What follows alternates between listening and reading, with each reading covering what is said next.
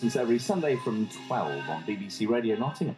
21 minutes past 3 now. I'm Richard Spurn. We've got schools out for you. Clue 2 actually, of a new mystery object, place or person.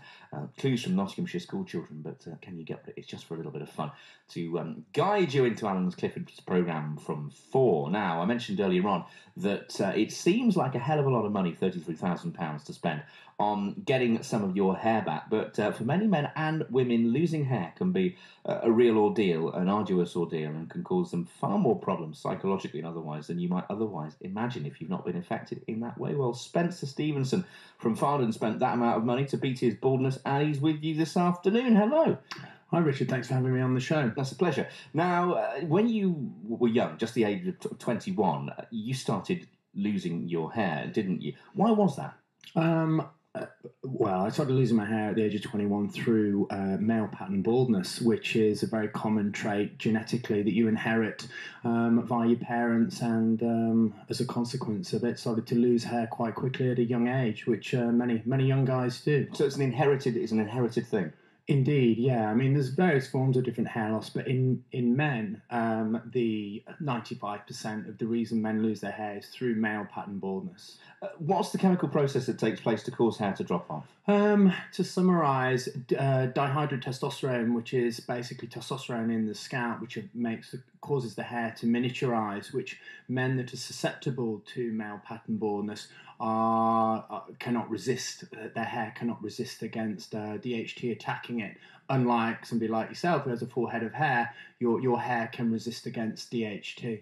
Well, it's sometimes misunderstood, isn't it? Because men will say, "Oh, the reason that you lose your hair is because you've got too much testosterone." It's not that, is it? It's the fact that as you say, the chemicals in the follicles can't resist the testosterone that there is. Yeah, indeed, it's a particular type of testosterone, and the thing is, it's that your hair is genetically coded not to be able to not resist against it. So yeah, it's a misconception. Unfortunately, we as hair loss sufferers inherit the trait. You don't know you've got the trait until later on in life, and it can hit you at any age. Even gentlemen from 21 all the way through to 65, it can very much affect you at any time, and it's all relative to that individual. I meet a lot of guys with various degrees of hair loss at different ages, and it all affects us very, very similarly. One very high-profile example, of course, the Duke of Cambridge, Prince William. Indeed. I mean, he's obviously started to lose... quite radically. Over a relatively short period of time. The signs were there, early doors. And I mean, obviously, he's chosen or is choosing to embrace it. He's not chosen to go down any form of preventative measure, clearly. And whether that's personal choice or not, obviously it's a real shame for him. He's in the public spotlight, and like any public figure, is going to be going to be heavily scrutinised, unfortunately. How much of an impact on your life did it have at that age? It had a massive impact. At 21, you are a young guy and finding your way, and hair, without realising, is a huge part of your identity. So at 21, it hit me very hard indeed and left me very confused, and as a result became very vulnerable and very desperate to wanting to solve the issue, and tried various means, spent quite a lot of money, and wasted a lot of money on various kind of snake oils that the hair loss industry is notorious for. The industry is very, very much preys on the vulnerable and the naive. Like the diet industry. Indeed. And that's why I decided to kind of set up my blog and help educate people and guide people and empower them and support them so that they get accurate information as opposed to bogus information. What is snake oil? Snake oil, it's a term, essentially it's a term given to bogus products, snake oils. It's not snake oil per se. Snakes aren't hairy. It's a summary of bogus products. It will have affected your confidence. Did it affect the way that other people viewed you? Did you find it hard to get partners and so forth? to be honest, it's a very personal thing. It doesn't really affect anybody on the outside. It affects the individual themselves, and it's a very relative issue too. It's like if somebody puts weight on, it's not going to affect anybody else. It affects you, personally, and it will, as a consequence, and it did me, affect your confidence and your self-esteem. When you were trying these various things, some of them really quite ineffective and probably a waste of money. Did you take other measures to try and disguise it? People joke about the sort of comb over that men of a certain age used to have. You see the odd one around these days, but what did you do to try and Yeah, there were various products, and there still are out there now, which a lot of people in the spotlight utilize also, to basically concealers, which embellish your hair in terms of add density, and it enabled me to get through some tricky situations when I couldn't wear a hat. I used to live under a hat for many years. Any opportunity when I had to go out or was given, was put in a scenario where I could go out and wear a hat, I would.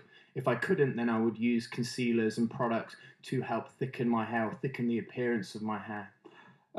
Eventually, you will have got to your wit's end and decided that you wanted to do something a little bit more effective. When did you realise that there was something out there that could help? Very long story short, I was travelling around the world, came back through the States and saw an advert for hair restoration, for hair transplantation. Now, this was 10 years ago, so the internet was in its infancy still. I could then, at that point, we as hair loss sufferers could just rely on DVDs, glossy brochures. But it's at that point that I realised something permanent could be done in terms of transplanting hair from the back, where it's genetically coded not to fall out, and transplant it to the front. So you take the whole follicle out from the back, and lots of them, presumably, and put it. And it was from the front you were losing it. Yeah, there's a couple of processes whereby you can remove hair from the back of the head and transplant it to the front of the head where the areas are thinning or bald, to enable you to regrow hair in areas that you've lost hair. And obviously, you'd have that done under an anaesthetic. But yeah, under a local anaesthetic. When you come round, that must hurt. Beg your pardon? That must hurt you. Well, under a local anaesthetic, it's like having a filling. We try and compare it to, if you're going to have a root canal, it's only the initial numbing shots that you feel in the gum, and likewise in the scalp. You basically numb the scalp up. You don't feel anything. After, there is a part that it can be quite sore, and you have to respect that.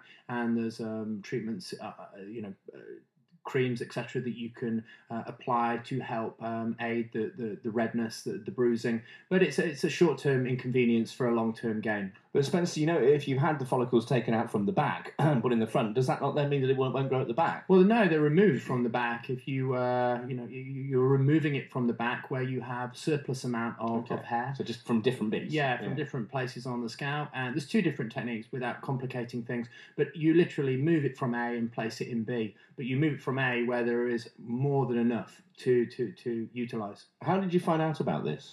Again, I was in a situation where I saw an advert, a very glamorous advert for hair restoration on a TV advert over in the States, and then pursued it when I got back to the UK via a consultation.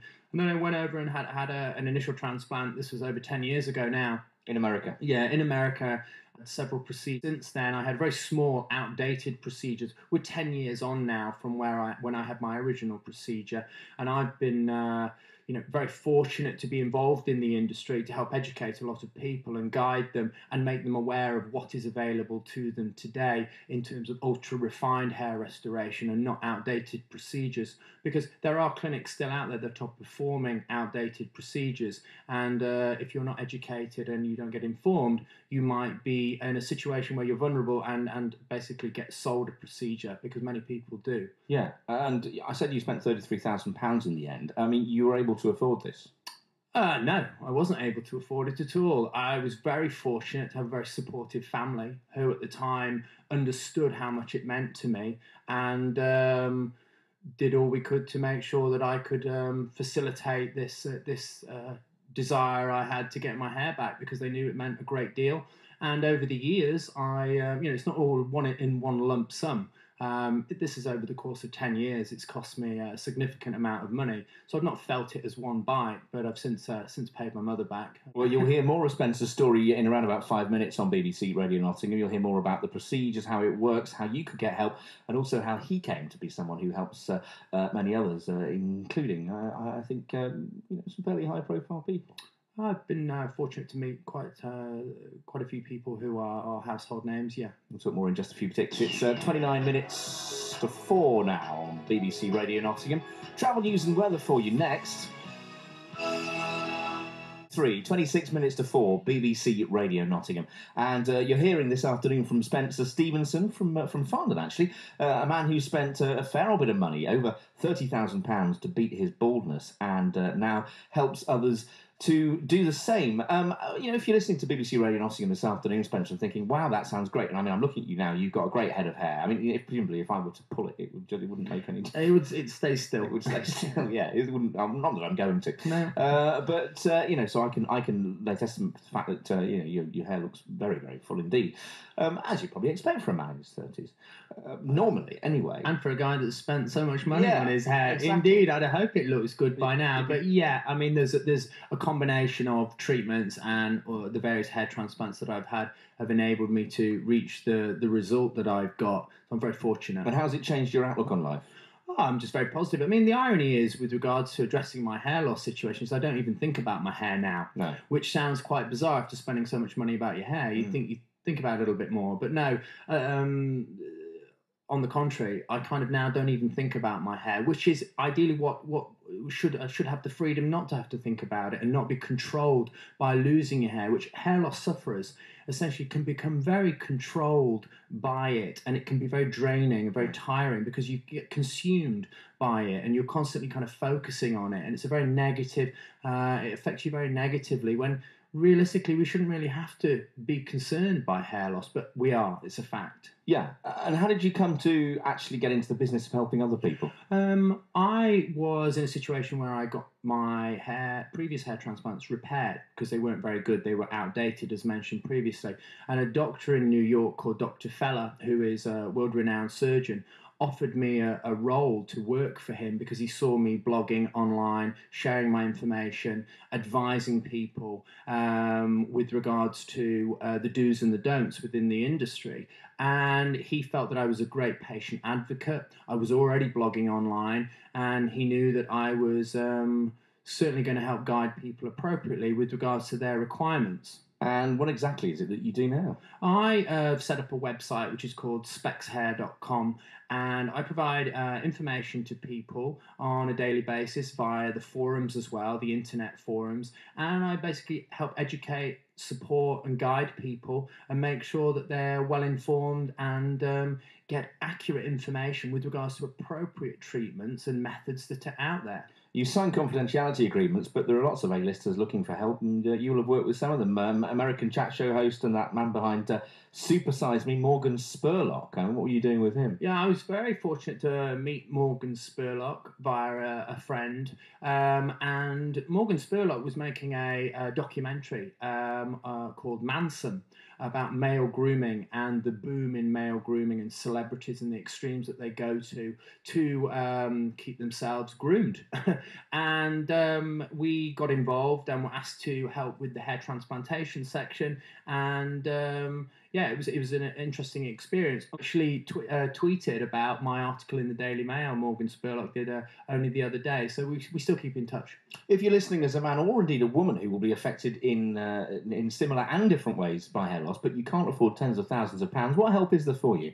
There are two well-known treatments that are appropriate for hair loss and FDA approved. One is called finasteride, which is a DHT blocker, which is Propecia.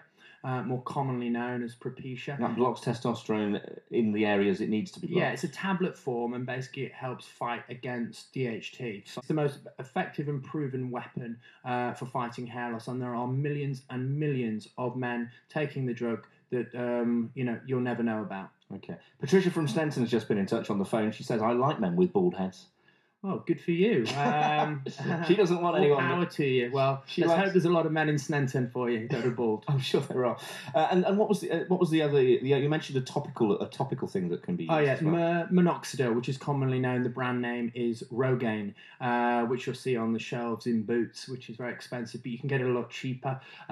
Just got to do a search online. But that is a topical treatment. They've now made a new foam version, it used to be a liquid. You can still purchase it in the liquid form. However, the foam version is very easy to use, and it enables basically it's a regrowth agent. So it provides blood supply to the area. So combining the two, Propecia and Rogaine, is your best method to address male pattern baldness. Okay, because obviously if you're increasing blood supply, you're going to be increasing the dihydrotestosterone, aren't you? So you want the Propecia as well to... Yeah, it without getting too scientific, and I'll be completely honest, there's experts in the field that are still researching this. They are, long story short, they are the two best weapons against treating male pattern baldness. But they won't do as good a job as you've had then.